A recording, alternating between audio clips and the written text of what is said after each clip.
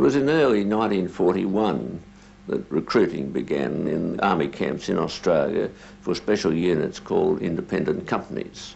They were to be no more than 300 all ranks, with a higher proportion of officers than usual. Their roles and future roles were kept vague, I think, mainly for security purposes. This great letter came out to say if you wanted some exciting soldiering, if you were an independent-minded fellow, I can remember, if you could kill a kangaroo or skin a sheep, all sorts of things, and that was my cup of tea. I'd done that since I was 8, and I said, well, that all seems pretty easy. That'll do me, but I didn't know what the rest of it was all about. They said it was going to be very dangerous. You'd at least see some fun or some action. In the beginning, we thought we were going to Europe because Japan was not in the war. The training was tough, with an emphasis on self-discipline and in preparation for raids on installations behind enemy lines. At the top secret No. 7 Infantry Training Centre, there is no room for second best. The British instructors, commandos as they are called, push the volunteers to their limits. They want only the best, and we are privileged indeed that they are prepared to share this brief glimpse of their training methods for our camera. Come in. The three of us today are going to defend this position against Captain Calvert's crew. We will position ourselves. I'm afraid you chaps are all dead or captured. But sir, the exercises are supposed to start for another hour. It's a little difficult explaining that to the enemy when you're dead, don't you think, Captain Baldwin? Nothing like a bit of noise, eh, Freddie? Oh, damn you, Mike, and your damned explosives. Bit of plastic, that one. Nice. Right. The whole approach of the British officers that brought the training to Australia was innovative. They brought new weapons, new equipment, and demolition devices of all sorts. Captain Freddie Spencer Chapman was an expert in all aspects of fieldcraft, and Captain Michael Calvert was a specialist in preparation for raids and for demolitions. I remember greeting them by doing a front roll through the window with my hat on and saying any complaints when they were at lunch. And this rather surprised them for a British Army officer. They expected British Army officers to have a monocle and a moustache and to smoke a pipe and to have a swagger cane to hit their boots with. We felt a bit apprehensive, naturally, as Pommies coming out to teach tough Australians. And so we felt we had to sort of keep on top, both physically and in expertise. There wasn't a hell of a lot of training. It was about 6 weeks, whereas nowadays these regular armies say it takes 2 years to make a soldier. With the outbreak of the war in Europe, Australia needs no prodding to rally to Britain in her hour of need. Already the cream of Australian young men, the 2nd Australian Imperial Force, is fighting grimly alongside their Empire allies in northern Africa against the Nazi and fascist Italian aggressors. Benghazi, Tobruk and El Alamein become arenas for heroism and dogged Australian courage. At home, however, there are those who worry that too many of our forces are on the other side of the world, leaving our shores easy prey to a would-be aggressor closer to home. Wary of Japan's announcement that it would remain not neutral but independent, we are quietly glad that impregnable Singapore is deterrent to them.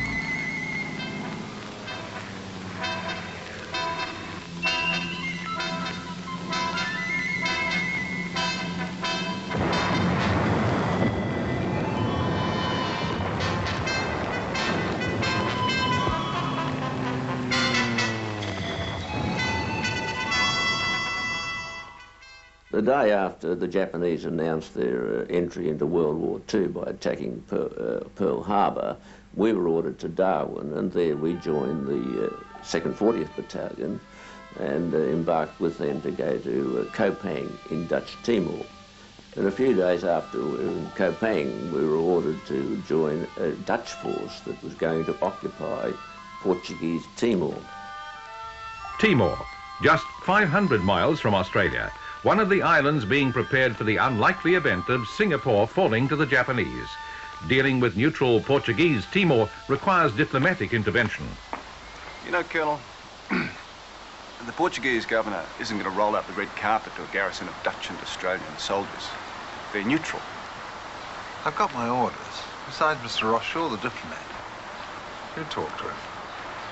What if he says no? Can't help about that. We're going in anyway. The Australian consul in Portuguese Timor, David Ross, was given the difficult task of explaining to the governor that in spite of Portuguese neutrality, that the Allies were going to occupy his territory, the territory that the Portuguese had occupied for over 400 years. As the governor of Portuguese Timor, I must protest in the strongest possible terms against this breach of Portuguese neutrality. We are not at war with Japan. We have not asked for protection. I have been denied time to contact Excuse me, Lisbon. sir. What is it? I've convinced the Colonel that it might be a good idea for the troops to land outside Dili itself. Would that help? Any landing will be resisted. Sir, any resistance will probably mean unnecessary bloodshed. We are absolutely determined to prevent the Japanese from using your airfield. Does that mean that I have no say in the matter? I'm afraid not. A reação geral dos chegados australianos a Dili, eu não estava lá, mas umas pessoas acharam bem e outras não. We didn't go into the town, of course. We landed on a little beach near a coconut plantation to get out of the way because they weren't sure whether the Portuguese would put up any resistance at all. Eu acho que não, que foi correta a ida dos australianos. Primeiro, porque era preciso, de facto, defender a Austrália. E segundo, porque nós próprios portugueses não tínhamos defesa nenhuma, visto que tínhamos umas armas antiquíssimas, que já quase não disparavam, tínhamos uma força mínima e esperava-se que depois dos japoneses entrar no Pacífico, certamente que eles iam atacar Timor.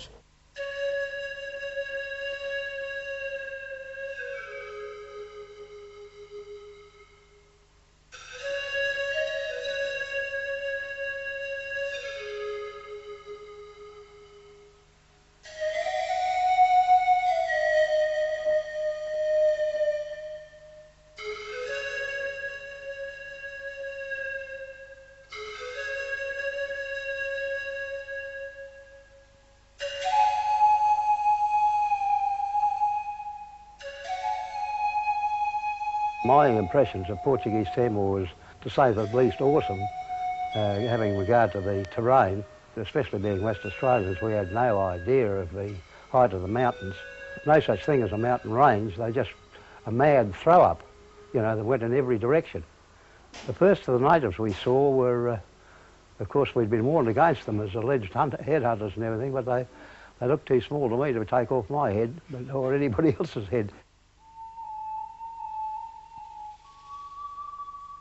Initially, you can get by with sign language, and then we gradually started to pick up the basic words, and we realised that we had to be able to speak their language. They'd been told that we were murderous villains and lock your women up by the Portuguese. And when the first night had gone and nobody had been raped or anything like that, they very, very quickly got it into their head. And when they found that our blokes all over the place were sitting down with them, trying to learn their language. One of the funny aspects was that they picked up the swear words and the nicknames of people, and they'd come out with, you know, some officer's nickname, and he probably hadn't heard it himself.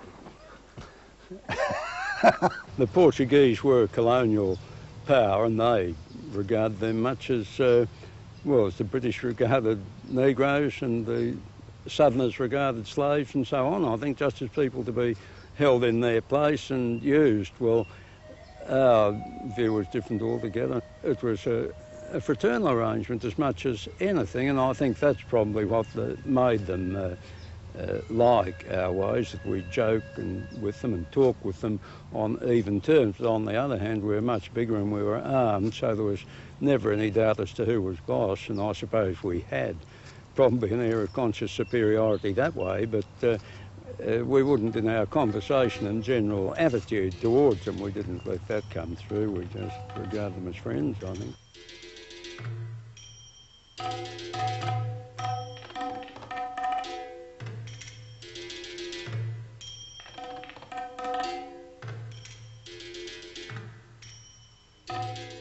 To quite a number, Timor might have been Zanzibar.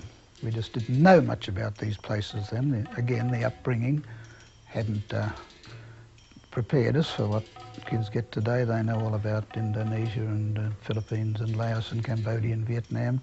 To us it was the Dutch East Indies, which was one colour, and French Indochina the other, and then the red of Britain was scattered around the rest. As far as knowing about the dangers, we'd probably read in Rider Haggard novels and so on about malaria and what a dreadful killer it was, but we hadn't really been warned about it, and nor were the precautions there properly. We didn't know what it was. We just felt sick and very weak, and the doctor diagnosed it, of course, as malaria, and we just had to rest. We had no particular cure or treatment, but after that they started to go down like flies, and at one stage there was probably 3/4 of the company laid up at one time.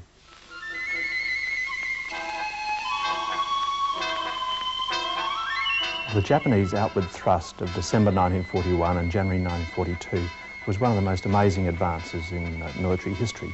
Now, the defence of Australia was based on what was called the Singapore strategy. That meant that once war began with the Japanese, the British would send their main fleet to the Far East to be based at Singapore to defend Australia. But with the fall of Singapore, that was the end of the Singapore strategy, and Australia was now alone. Darwin, 19th of February 1942, the day the war finally came to the very soil we hold so dear. Australia hears the news of the two massive bombing raids on Darwin with shock and horror. Amid the terrible destruction and loss of life, it is hard for the average Australian to believe that this is anything other than a prelude to a full-scale invasion. Plans are hastily implemented to evacuate women and children from coastal towns. I was in Dili at the time when those planes went over to bomb Darwin, and it just looked like a black cloud. I said to the boys, looked like, we've had this. Odds are 4 of them and 1 of us. And that was we thought Australia had gone. それまで香港とか安保とかそれぞれ初期の目的を非常に、順調に達成することができまして、でこの調子でもう一つ次のチモール島に向かって攻撃をするんだと。実はクーパン攻撃した際の西チモールの豪商軍がですね、全部国境を越えてポルトガル領に入っていった。そうなるというと、クーパンの占領と日本軍の占領のあまり意味がない。そこで、それらを完全ないわゆるクーパン占領という目的のためにはどうしても多少国際関係がおかしくなってもしようがないという意味があったと思うんですね。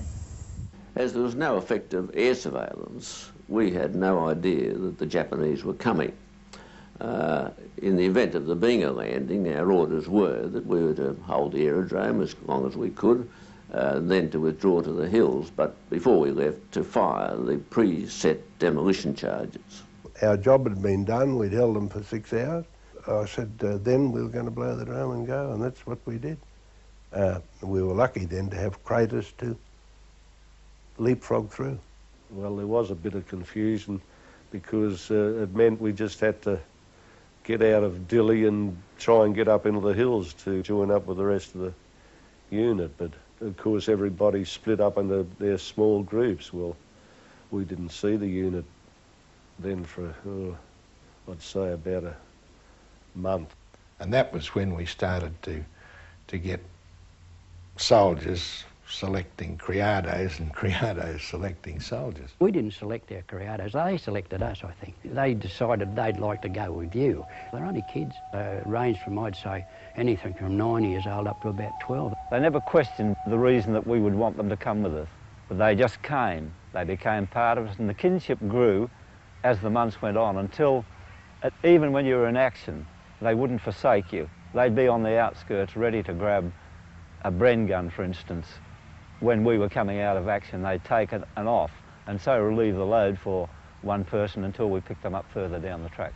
The risks they took were, I doubt with them, even to myself, and there'd be two when you do the same thing. The Japanese swarm into Dili, sweeping the Dutch garrison before them. In the hills above Dili, the heavily outnumbered Australians are forced to take stock of their situation. What's your name, little fella? Fabio. Fabio. One coconut. Come over here and smile at the camera. That's the way. Bernie, what are you doing here? Dutch told us you were killed. Oh, don't believe everything here, Voldy. Look like you've got everything well under control. Should keep them off our tails for a while. I see you've got rid of your pips too. Yes, they sort of make you stand out a bit. Well, all things being considered, I think we're going to stand out a bit anyway. Tell me, have you got any word from our boys on the Dutch end of the island? No. I'm off to Kopang tomorrow if I can get through. If we're going to defend the rear, we need food and quinine. See if you can get hold of some money. These rascals love silver. I don't know how long I can keep writing IOUs. In accordance with previous orders, we were falling back the 200 kilometres to join up with the main force in Dutch Timor, when we were told by some Catholic missionary priests that it had surrendered after some days of hard fighting. We were then on our own.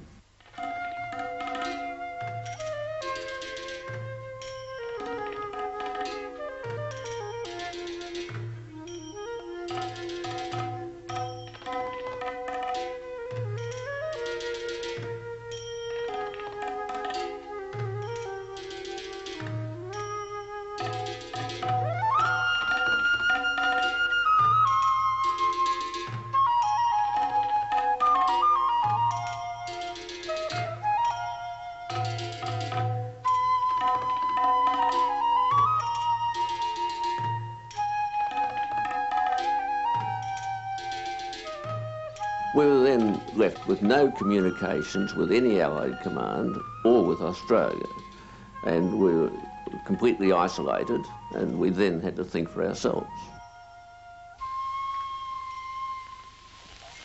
Despite the best efforts of the signallers, their small radios aren't capable of raising Darwin 500 miles away. As far as Australia is concerned, Sparrow Force has been captured or killed. Families are informed that their sons are listed as missing in action. I don't know where they're coming from, and I'm pretty sure they can't hear me because I just haven't got enough power. Really? No thanks, I can't keep them down. Well, I think you've got to keep trying, so carry on. Yes, sir.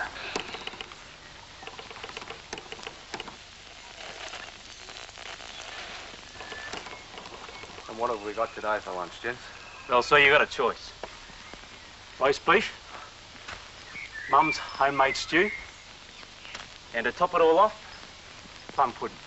I'll go to plum pudding, The movement westward into Dutch Timor was reversed, and the 3 platoons, each of 70 men, was directed back into Portuguese Timor into 3 areas in which we hoped to get food and in which we could develop the assistance that we were getting from the Timorese.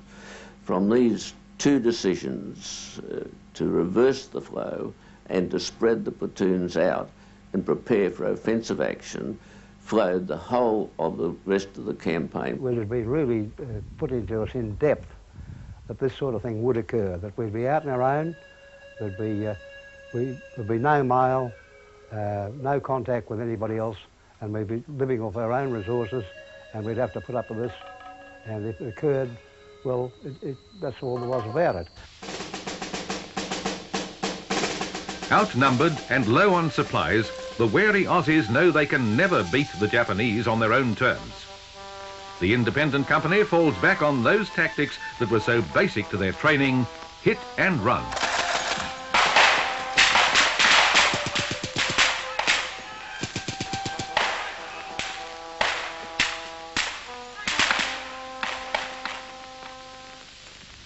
The conditions may be impossible, the supplies may be barely adequate, but when your company medical officer is Doc Dunkley, these things don't matter. Dunkley is an inspiration to the wounded. As those in his care would agree, there are no decorations high enough for this resourcefulness and courage. There are no awards that match his skill in saving lives. Stop that. Give us a hand. Here, a man was trying to do a medical job without supplies. We had no lines of communication, and when you realise he was sewing some people up with horsehair and these sort of things, I don't know how he did it. I really don't. Feeding them through straws, and when their jaws were shot away, and these sort of things. He wasn't an outstanding medico. Doc Dunkley was ably supported in his heroic endeavours by his 4 medical corporals and with the invaluable assistance of the Timorese. Between them, they managed to keep us, a lot of us, alive and able to keep on fighting. I fell to the ground, bullet wound across the back of the neck, the bayonet through the back, behind the ear, out under the chin. I laid there for a time, went out, up into further into the jungle, and I came up against these natives, waiting, peering at me through the bushes. So I stayed with them while they tidied up the wounds for a while, and they took me back further to the village. And then Berta Martin took over the job, and she cleaned, plugged and tidied up, and I was taken back away from the village, and I stayed there for some days, a week or more with them. But each day I was taken back into the jungle. Night time I was brought up and fed and wounds cleaned again. What Berta Martin had done, there was no infection. It was a mixture she used to make up like a clay paste there, and she'd plug, and I'd go down and stay the day, come back at night, she'd clean up again. She was, well, like my own mother. I was wounded in the right knee and thigh, fracturing the femur, and in the left shoulder. I was there for a whole day, and the natives, Antonio Maner, kept feeding me and giving me drinking water and generally bolstering my courage, although we were under fire most of the time. We knew roughly where he was, and the criados were going to be, again, our eyes. And we got to the village, and it was one of the darkest nights I've ever been in. And without the criados, they just took us by the hands. How they found their way, I don't know. It was pitch black. They doused the fire. I didn't have a clue what was going on. All of a sudden I heard some typical Australian profanity, and if it wasn't the doctor and Don Turton. I owe my life to the doctor, but more so I think I owe it to Antonio and Maner in the first place. Because if they hadn't been able to rig up that first rough old stretcher and get me out, I was gone. As far as the Japanese are concerned, the battle is over. They call on the captured David Ross to contact the remnants of the Australian force. He is required to promise that he will return to their protective internment in Dili. Oh, I've been confined to the house for the whole time. Daily inspections, no decent food. Oh, well, welcome to the Ritz. You want me to call your room service? The Japs didn't just let you wander off, did they? No. The Japanese consul has asked me to inform you that the Netherlands East Indies military commander has surrendered entirely. That's true. The Japanese commander, sure, you must be unaware of this fact. They say unless you surrender now, you'll lose all rights as POWs and be shot on capture as brigands. Oh, sure. The mongrels have to catch us first. How many of them are there? I'd say there'd be 14 or 15,000 in Kopang, plus paratroops, and maybe 6,000 in Dili itself. Jesus. I don't stand a chance. You know that some of our boys were shot unarmed when they were captured on the day of the invasion? No, but it doesn't surprise me. Well, David, You tell the Japanese consul that we're a special unit. We take our orders directly from Melbourne, and because Melbourne hasn't surrendered yet, as far as we know, we don't intend to surrender either. No way. No way. That'll stir them up a bit. I hope so. And you can tell them we'd rather die fighting than like those other blokes. Yeah, that's right. You tell them to stick it up there, Too right, Butch. How's he going to tell them that in Japanese, though? The story of how the signallers of the Independent Company built a new radio is one of the epics of the war. Time and again, soldiers went through enemy lines, scrounging for parts. Anything that even looked as if it might fit into a radio was pilfered. It was then up to signaller Joe Lovelace. It was he who believed that the impossible could be done, but could it? Could Lovelace's skill save these lost nomads, or would his efforts end in heartbreaking failure? Ready to try, sir. Well, here's a list of call signs. Truth, they're months old. They'd have changed them by now. Oh, let's hope someone in Darwin remembers Sparrow Force. Is that thing going to work? I just build them, Captain Parker. I don't guarantee them.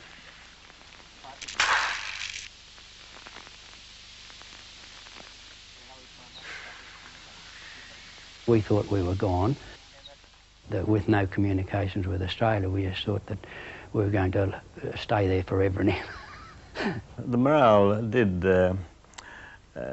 sort of jump around a little bit. It depends what we heard through the native and through the grapevine. The lack of mail certainly hurt a lot, and not knowing how they were getting on back in Australia, hearing all the rumours through Portuguese sources and all this sort of thing. I remember seeing once on a tree a crude map showing a bit of the rising sun from Darwin down to Townsville sort of thing, and, you know, for all we knew at that stage, and we didn't have any wireless to pick up the news, that might have happened. With every passing day, the ever-present common threat brings the Australians and their native allies closer. As uniforms disintegrate and niceties are abandoned, Rolf Baldwin and Bernie Callinan learn the meaning of another native word, tuaka. Where did this come from? My father's asked for you. Why is that? Because boss ain't got one and he should have one. Better watch your stuff, Bernie. At least one of us better keep a clear head. Cut a tongue. I've gone into a village where the people in it have been obviously struggling to make ends meet. And I've asked if there were any eggs. And the old man of the village has shaken his head and said, no eggs. And I've said, you know, my men haven't had a feed for 2 days. And he said, well, we can't have that happen to them. We'll kill a couple of chooks. Kevin Curran had false teeth, and he used to twitch his ears and drop his teeth out, and they'd run and yell and laugh, and then they'd come from everywhere. There'd be 100 there just to see him. Come on, Kev, drop your teeth out. And he'd twitch his ears and drop his teeth out. They used to love him, you know. It was magic because they'd never seen it before ever.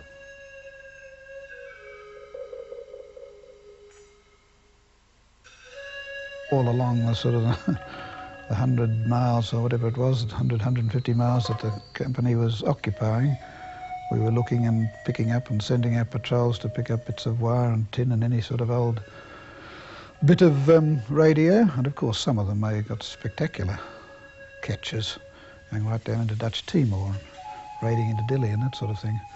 And from that this contraption was made. But our great needs at that stage was quinine and boots, Tommy gun ammunition, and silver money to pay the Timorese who'd been so generous to us without us being able to repay. Sometimes the result of a conflict hinges on a single event. For Joe Lovelace, Jack Sargent and the other signallers, their moment of truth is upon them. Captain Parker knows only too well the stakes are high. We've christened her Winnie the War Winner. We're having another go. Might be good luck. Anyway, fingers crossed.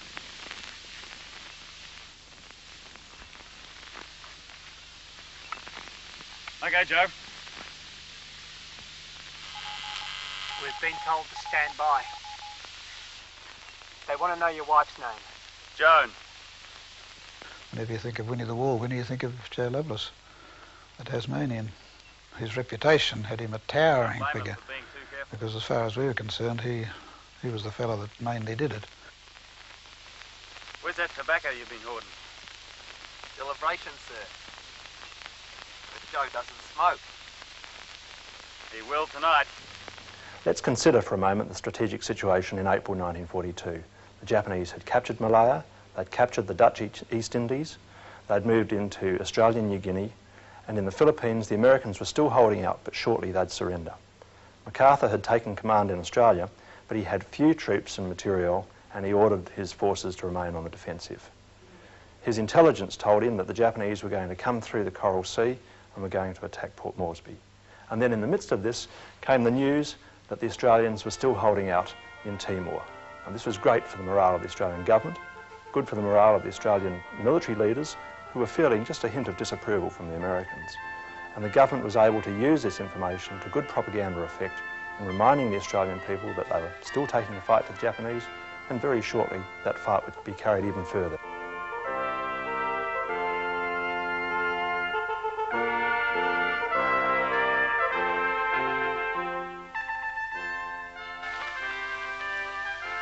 Radio contact with home is like a lifeline to a drowning man for these homeless troops.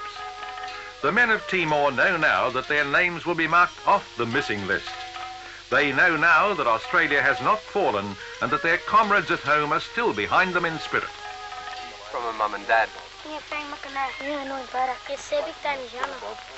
She's a bit of all right, Pete. Yeah. Lady, help us carry some boxes. Give her 4 bob. Keep it moving, come on. And this lady. Another 4 bob for this lady. How's it going there? Have a go at that, mate. What do you reckon of that? Come on, keep it moving, fellas. What's this? Markulai is a good book. He saved 3 of us from walking into a Jap ambush. Treat him well. Jack Kerry. Well done, it's the fellow over here. What do you reckon we pay him, mate? Going to be worth about 10 bob. Right, 10 bob for you, sport. Now, kick this lazy bugger in the bum and send him on his way. Give him 2 bob. Yeah. We were most fortunate in the first place that Senor Sousa Santos, he was the probably 2IC of the island, I mean second behind the governor, because he was the administrator of the largest province. He initiated a kind of an IOU system which was known as surats. Everybody was allowed to issue these to natives to supply us with anything we required in the way of foodstuffs that they had to offer. These were guaranteed to be repaid when we made contact with the Australian government. And these, as far as I know, were fully looked after when we got in touch with Australia and had the necessary funds to recover the surats and see the natives were paid for what was the thing that kept us alive. Every little inch of ground on Timor was personally owned by somebody, and we weren't living off the country. We were living off the ground owned by the natives who supplied the stuff that came from the ground. Porque o pai era uma pessoa que sempre foi foi sempre a favor dos aliados, não é? Mas à parte disso, por uma questão humanitária, visto que quando os australianos, a primeira força que chegou a Bubonaro depois da invasão dos japoneses, não tinham nada, não tinham comida, nem havia nada, visto que eles tinham fugido para as montanhas e, portanto, chegaram até ali sem ter nada. Foi também uma questão humanitária e uma simpatia. Contact with Australia and new radios for the lads on Timor means that the time has come to take the war back to the Japanese. Daring soldiers in OPs or observation posts situated under the very noses of the Japanese send back vital information to force headquarters and from there on to Darwin. Air support can be summoned to bomb strategic targets with deadly accuracy, and Japanese patrols can be reported on to ambush more methodically. Communications have opened up a new phase of organised warfare. Hey, Geordie, how you going? Geordie, mate, how you going? Oh, we'll be running about an hour, I think, mate.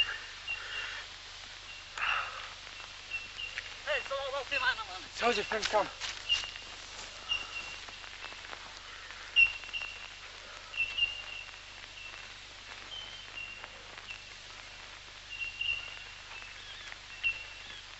G'day, mate. How's it going, boys? All right. Bring any food? We got you a banana or two. Bit of luck. Well. There you go, Bob. G'day, Doc. Geordie, bad way, eh, mate? How long's you been like that? About 2 hours. Yeah. You'll be right. Here. Just one of them Oh, bananas. beautiful. Hey. Bit of mail came in for you, blokes. Yeah, what'd they get? You got a gas bill. 私はチモールに大体半年ぐらいおりましたけども、その間に、エルメラを中心に4、5回討伐に出たわけですわ。それで、これを徹底的にしらみつぶしにするというようなことではなくてですね、まあ当時で言えば皇軍の意武を示すと、住民たちにもね、というような意味も多分にあったと思うし、それで衝撃を受けましてね。で私は聞いたのは、香港作戦までに、連隊がなくなった兵士がおりますね。それ以上のね、損害がですね、出てですね、で連隊長から、いわゆるああいう大きな作戦にですね、これだけの戦車が出たと。ところが今度はこういう討伐にですね、こんなにたくさん亡くなってはいかないと。で聞きましたら、はっきり私が聞いた話ですが、7中隊長もですね、そういうふうに衝撃を受けてですね、戦死しとるわけです。それで、中隊長変わる、そういうことで、もう何遍も衝撃を受けてですね、オーストラリアの兵隊はですね、私は勇敢だと、粘り強いと、そう思いますし。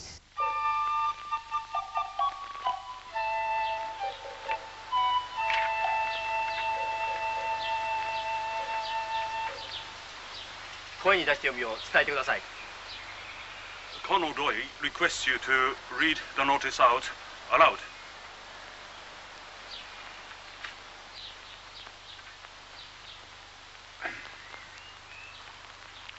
In the name of the Imperial Japanese Government, we hereby guarantee that all Australian soldiers under your command who surrendered to the Japanese force now in Portuguese Timor will receive proper treatment as prisoners of war in accordance with international law.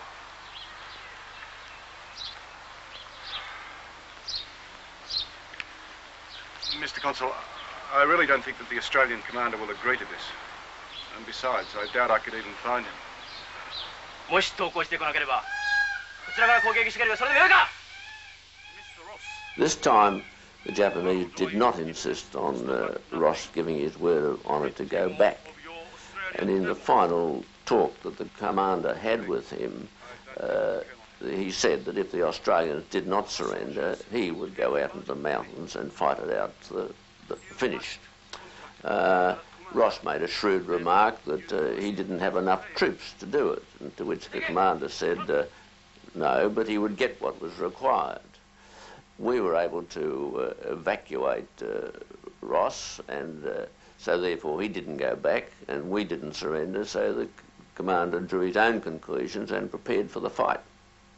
There was a certain elan in the unit at that stage, as the Japanese said, "You alone do not surrender to us. Why don't you surrender? Look, the Dutch Commander-in-Chief and all the people in Malaya and right down through the Indies surrendered. You are surely a part of that. Why don't you surrender?"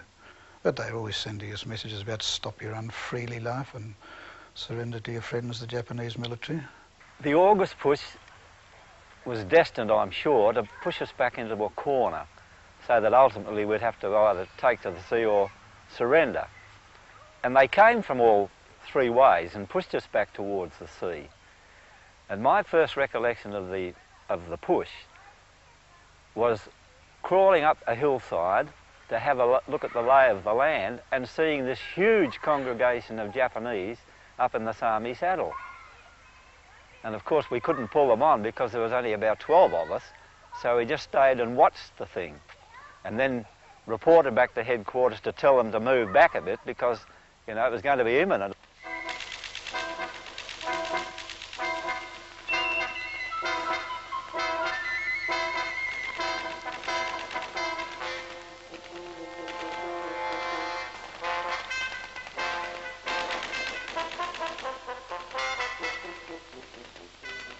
By August 1942, we'd been fighting for about 6 months and we were down to an effective strength of about 270. We had an additional 100 that had escaped from Dutch Timor, so we had about 370 spread over about 100 kilometres of mountainous country to deal with attacking columns of Japanese, totalling at least 5,000. With their greater numbers and their heavier firepower, they were able to keep pushing us back. We were able to delay them and then fall back and hold them up again and again. But after 10 days of continuous fighting, we had almost reached our limits.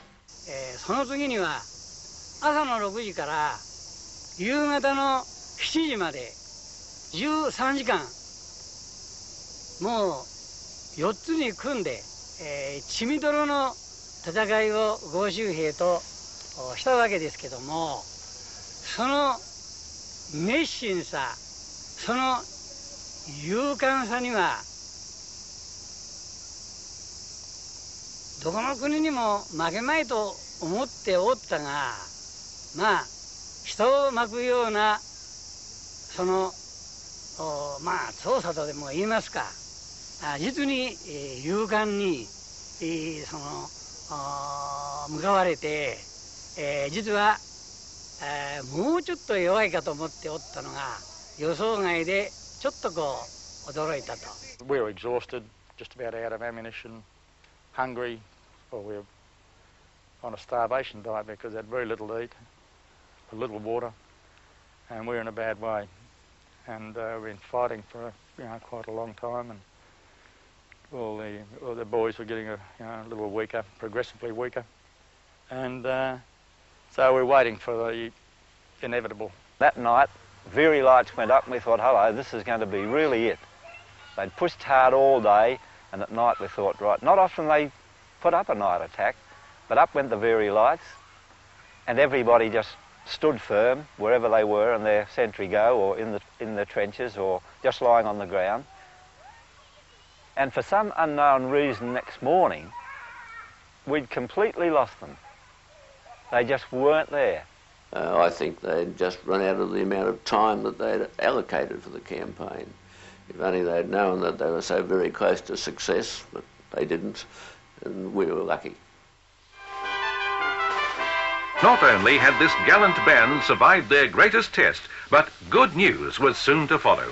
They were thrilled to learn that they would be reinforced by another independent company, the 2nd Fourth. An advance party was soon dispatched. Wouldn't worry about that, you'll slap yourself silly. Cornelia will take care of them. Water's not going to be a problem? No.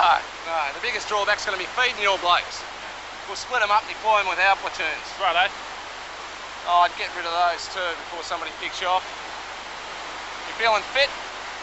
3-hour march and it's all uphill. This way, Mac. Move out. Righto, sir.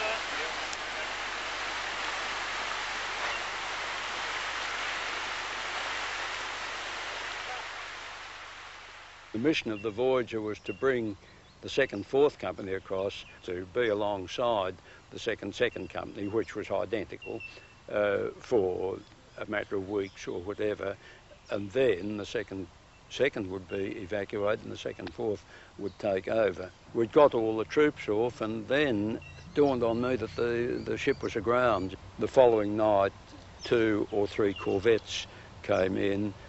The ship was immovable, so they fired the ship, and the sailors went off in the corvette. In each area you had 2 platoons, which really messed up the food supply, and that was a very difficult time, and we began to long for evacuation then, because we were so stuffed that it was very difficult to move, and the malaria still creating ravages in the troops. You know, you'd often have only about 50% of your troops to do anything.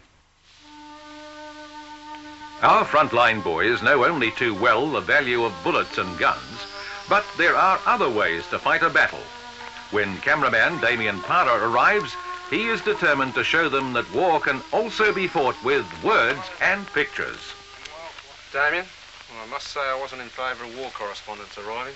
We've got enough trouble up here without civilians wandering around the place. Bernie, meet Bill Marion, ABC. Bill's broadcasts are heard all over the world. We'll not get in your way. Well, I thought there were three of you. Yeah, there are. Dixon Brown, writes for the Poms and the Yanks. Well, where is he? Bernie, he's finding the going a bit tough. They say he's about 17 stone. I don't believe it. How can they send someone like that? What happens if we have to move in a hurry? We stick a pin in him, Bernie. It's going to take him about 2 days to get him up here. I mean, a pony can't carry him. Well, as you can see, our security is based on everything being kept up here. Major, I'm not in charge of censorship. All I want to do is tell the folks back home you're here. When and what they finally hear, well, that's out of our hands. If I'd have known this is where you operated, I never would have wasted so much bloody film on the way up here. Come on, Bill, we'll have a look around. Keep an eye on Baldy and pass the word round. No risks, no heroics. He gave off an aura of confidence, that man, full of life, and I think that's the main thing I remember about him, was that he was so zestful and wanted to get on with things, you know. I said to him, where's your weapon? You've got to bring a weapon with you, you're not coming out like that. He said, I've got my weapon. I said, I've got my camera. And that was Damien Parer. He'd be in anything as long as he could take a picture.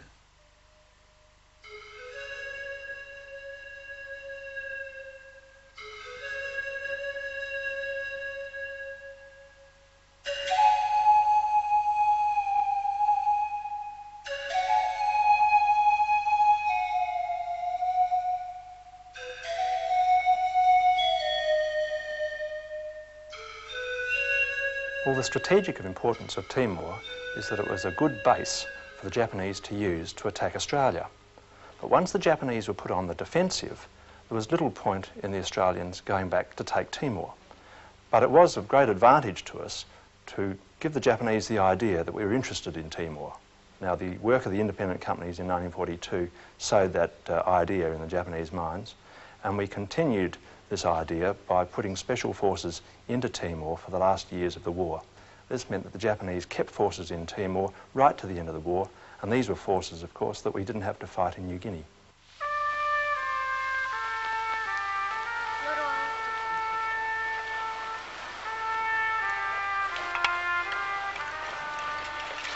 Keep in there. For you. In Baka? Yeah. We'll be back. Since I'd learnt 10 months before that the main force had surrendered, I gave up expectations of getting back to Australia. So I hadn't looked forward to anything at all. But when the time came to part, it was somewhat emotional. And my criado, Arnaldo, he gave me this mug and asked me to think of him every time I drank from it. And it's the only thing I did carry off Timor, except the shirt and the pair of shorts that I was wearing. The night that we pushed out was a very emotional affair. Having to leave a boy that had saved you so much. And I naturally, like all the rest of us, left everything we had, my saddle, clothes, anything I had at all with him. And he was crying there and the tears pouring down his face. But he's playing cards all the time, gambling my things away before I'd even gone. Those probably half a mile. I just shook his hand and said we were hoping that we'd be able to bring them with us, but there just wasn't enough room on the boat. And so I gave him everything I could possibly give him. I had all the money I had. I have a sack and a few items that were in there. I gave him everything that I had to give, apart from the the weapon I carried. Felt like giving him that too, actually. Nobody thought they ever would be evacuated. I think we thought we'd been a written-off force, but I don't think I was thinking of anybody else much bar myself at that stage. But if I was thinking about it, say today, well, I know that my thoughts would have gone out to those magnificent Timorese natives that we left behind, that have been our lifeblood for the whole of that 8 or 10 months that we had to handle the Japanese situation. everyone would owe their life to the Timorese, there's no doubt about that, and the fact that they're still so involved, even at their late age, and all of them, even now, there's still a very great respect and admiration for them. And so sorry, I think, that they couldn't have done so much more.